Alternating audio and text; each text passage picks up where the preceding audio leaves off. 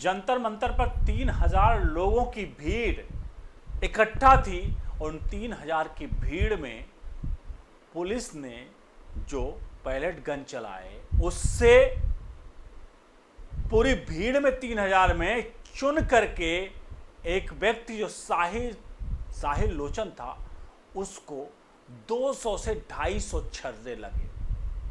सवाल बड़ा वाजिद है और ये सवाल मेरे ख्याल से दिल्ली पुलिस भी खंगाल रही होगी, लेकिन सबके बीच में राहुल गांधी पहुंचते हैं एफआईआर को लेकर के कि भैया जो साहिल लोचन है उसके ऊपर जो ये पैलेट गन से हमला हुआ पुलिस के द्वारा, इसको लेकर के एफआईआर क्यों नहीं दर्ज की गई और पुलिस में मतलब जो पुलिस थाने में जो कुछ हुआ शायद उस घटनाक्रम से आप वाकिफ होंगे। राहुल गांधी पहुंचते हैं और देखते हैं थाने में और देखते हैं अमित शाह की तस्वीर देख करके पूछते हैं कौन है ये अमित शाह जिसकी तस्वीर आप लगाते हैं। सवाल एक और भी है कि कौन है गांधी परिवार के नेहरू जिनकी तस्वीरें भी अधिकतर जगहों पर लगी हुई पाई जाती हैं, अधिकतर मूर्तियां पाई जाती हैं। वो कहेंगे आपके ये तो प्रथम प्रधानमंत्री थे, तो इसीलिए इस सवाल का जवाब भी अमित शाह वहां पर क्यों उनकी तस्वीर टंगी हुई है इसके बारे में ज़्यादा कुछ बताने की जरूरत नहीं है। बहरहाल हम आपको लिए चलते हैं इस पूरे घटनाक्रम के जो कुत्सित षड्यंत्र जो राहुल गांधी कर रहे हैं। एक तरह से कहते हैं ना, हाथ ही निकल गया लेकिन पूंछ रह गई। तो अब अकल जो यहाँ पर जो राहुल गांधी है वो हाथी निकल गया पूंछ रह गई का मतलब है अब ये साहिल लोचन है इसके नाम पर जो घिनौनी राजनीति का पूरा खेल और षड्यंत्र चल रहा था और इसमें मीडिया बहुत भयंकर तरीके से इन्वॉल्व है, क्योंकि मीडिया को बहुत खतरनाक फंडिंग की गई है इसके लिए। क्या ये बड़ा सवालिया निशान है? क्योंकि एक प्रतिष्ठित मीडिया के एक रिपोर्ट दिखाएंगे जो आपको लगेगा कि ये साहिल लोचन नहीं है, ये स्वतंत्रता सेनानी है। ऐसे खबरें प्रकाशित की गई हैं। बहरहाल हम आपको पूरे खबर दिखाएंगे और 250 छर्रों का भी पर्दाफाश होगा कि आखिरकार 3000 की भीड़ में कुछ चंद छर्रे अगर निकले तो 250 छर्रे साहिल लोचन पर ही कैसे लगे, इस सवालिया निशान खड़े कर रही थी। कमेंट बॉक्स में आप जरूर दीजिए कि आखिरकार 3000 की भीड़ में अकेला साहिल लोचन ही था कि वो पैलेट गन उसी पर क्यों चला, और क्या साहिल लोचन बड़ा कोई नेता था, आखिरकार उसको कितना टारगेट क्यों किया गया, उसके बारे में भी आपको पूरी खबर दिखेगी। अनुरोध करेंगे इस पूरे प्रकरण पर अपनी राय प्रतिक्रिया जरूर दीजिएगा और वीडियो को लाइक शेयर किए बिना आप कहीं मत जाइएगा। अब हम आपको लिए चलते हैं सीधे तौर पर खबर की तरफ। आपके सामने सबसे पहले मैं दिखा देता हूँ आज तक इसके बारे में क्या लिख रहा है, आपको पता चल जाएगा भाई साहब कि ये आखिरकार ये साहिल लोचन स्वतंत्रता सेनानी है, भारत के लिए कौन सी लड़ाई लड़ा, या एक भीड़ का हिस्सा जहां पर केवल और केवल सरकार और सत्ता पक्ष को घेरने के लिए ये बड़ी एक तरह से प्लानिंग के साथ क्या किया गया है, बड़ा सवाल निशान जरा आपके सामने देखिए।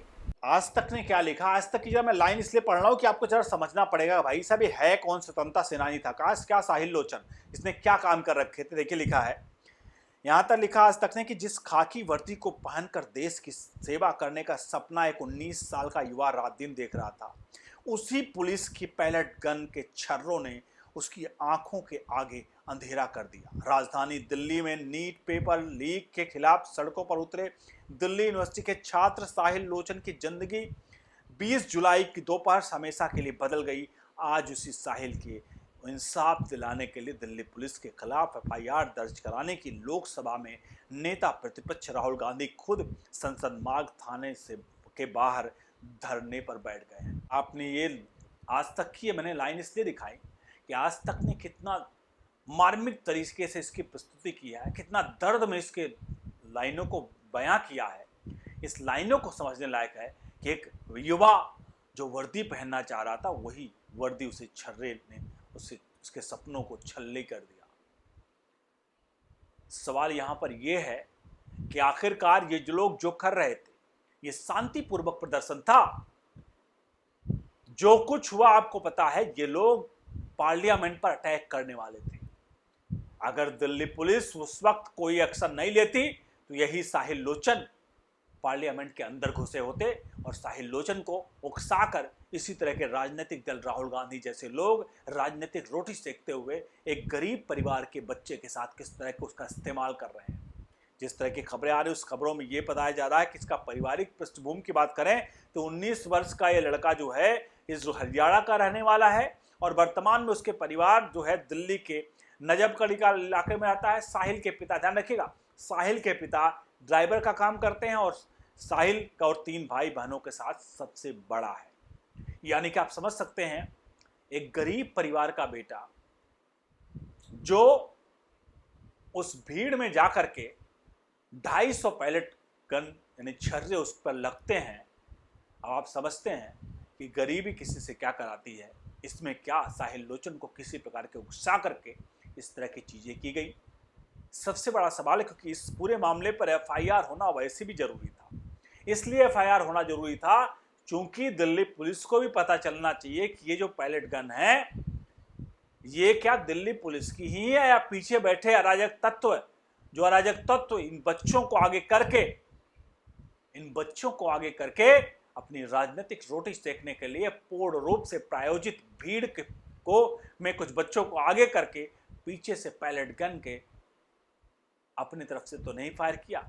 ये सवाल बड़ा है। चूंकि साहिल लोचन के लिए हम सिर्फ नहीं कह रहे कि साहिल लोचन के साथ, क्योंकि सबसे बड़ा सवाल है कि 3000 की भीड़ में आखिरकार 4 से 5 लोगों को ही चोटें क्यों आई इस पैलेट गन से। क्या ये टारगेटेड था? क्या एक गोली चली जो किसी पर फायर हुई और सीधे तौर पर वो घायल हो गया? छर्रे सीधे तौर पर आखिर साहिल लोचन पर ही क्यों पड़े? ये सारे सवालिया निशान हैं। ये सारे सवालिया जो हैं वो पुलिस की जांच पर ही साफ तौर पर पता चलेंगे। लेकिन सबके बीच में एक बात तो तय है कि राहुल गांधी ने जो नैरेटिव पेश करने का प्रयास किया है इस पूरे मामले में कि दिल्ली पुलिस छात्रों इनको खिलाफ है, उसमें राहुल गांधी इस जांच के बाद तो वाकई में बहुत बुरी तरह से फंसने वाले हैं। क्योंकि राहुल गांधी की आदत है ये झूठ के साथ और झूठ बोल कर की राजनीति हमेशा से रही है और उस राजनीति को ये हमेशा से करते आए हैं। लेकिन अब ये साफ तौर पर लग रहा है कि जहां साहिल लोचन के मामले में भी कुछ इस प्रकार की चीज़ें, मुझे लगता है कि जिस तरह की चीज़ें अभी सामने आ रही हैं साहिल लोचन के मामले में जब जांच होगी पता चलेगा तो Rahul Gandhi back to fire होंगे, पीछे होंगे और पता भी नहीं चलेगा राहुल गांधी कहाँ गए। और साहिल लोचन के ऊपर जब आरोप लगेंगे पता चलेगा कि ये तो कारनामा खुद इन्हीं के लोगों का है। सवाल निशान इसलिए मैं कह रहा हूं कि 3000 की भीड़ में 250 छर्रे एक व्यक्ति को लगना ये प्रायोजित लगता है, ये प्रायोजित पूर्ण रूप से लगता है अगर हम और आप इस पर पूरी नजर डालते हैं। अब आप खुद बताइए कि आखिरकार ये प्रायोजित तो नहीं है तो क्या है? कमेंट बॉक्स में लिखिए, वीडियो को लाइक शेयर करिए। क्योंकि एक बात तो तय है कि राहुल गांधी जब भी फंसते हैं तो तुरंत वो माफीनामा मांगते हैं। आपको कोर्ट के इतिहास पता है। तो राहुल गांधी अगर यहाँ भी फंसेंगे तो उन्हें क्या करना है? वो तो माफीनामा मांगेंगे। लेकिन साहिल लोचन जिसको किसी ने घायल किया या पुलिस के पैलेट गन से घायल हुआ, ये जांच रिपोर्ट साफ तौर पर बताएंगी।